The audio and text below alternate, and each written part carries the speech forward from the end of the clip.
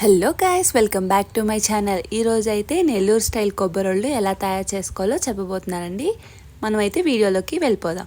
ముందుగా దీనికోసం బియ్యం పిండి అయితే మనం ఆడించుకోవాలండి. దానికోసం అయితే ఇలా కడిగి నీట్గా ఆరబెట్టుకున్నాము.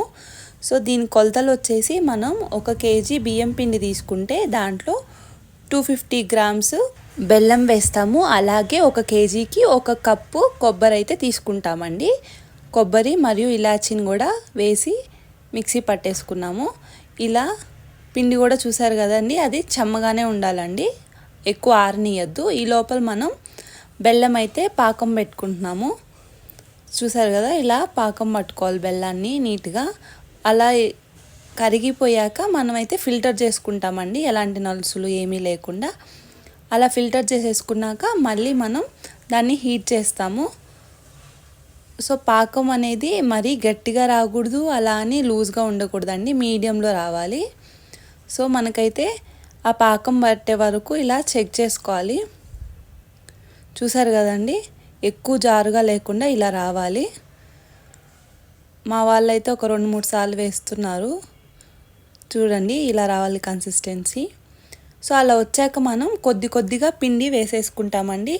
దీంతో పాటే మనం కొబ్బరిని కూడా పౌడర్ చేసుకున్నాం కదా, అది కూడా యాడ్ చేసేసుకోవాలి.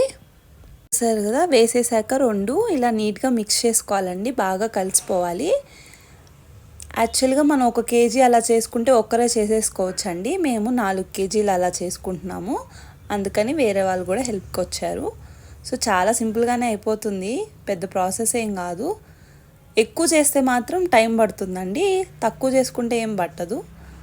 సో ఇలా నీట్గా చూసారు కదా, కలిసిపోవాలండి.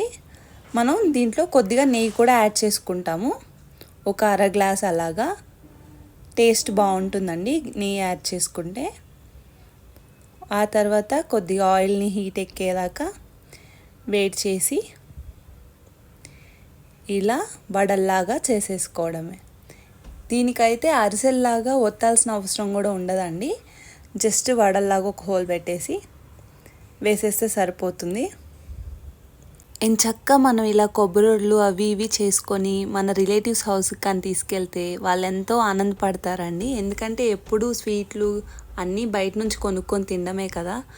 సో ఇలా ఇంట్లోనే మనం ఇలా తయారు చేసుకొని వెళ్ళి వాళ్ళకి ఇస్తే దూరంగా ఉండేవాళ్ళు చాలా ఇష్టపడి తింటారండి. ప్లస్ అసలే స్కూల్స్ ఓపెన్ అయ్యాయి కదా, పిల్లలకి రోజు ఒకటి ఇవి బాక్స్లో పెట్టి స్నాక్స్ బాక్స్లో ఇస్తే వాళ్ళు కూడా ఎంచక్కా ఇంట్లో ఫుడ్డే తినచ్చండి. స్నాక్స్కి బయట స్వీట్స్ గీట్స్ అన్నీ కొనుక్కొని తినడం కన్నా ఇదైతే బెస్ట్ అండి. చూసారు కదా ఎంత చక్కగా వచ్చాయో, చూస్తుంటే నోరూరిపోతుంది. సో ఇలా ఎంచక్కా మనం ఇంట్లోనే చేసుకోవచ్చు. సో మీరందరూ కూడా తప్పకుండా ట్రై చేయండి ఈసారి. Thank you for watching. Please do like, share and subscribe to my channel.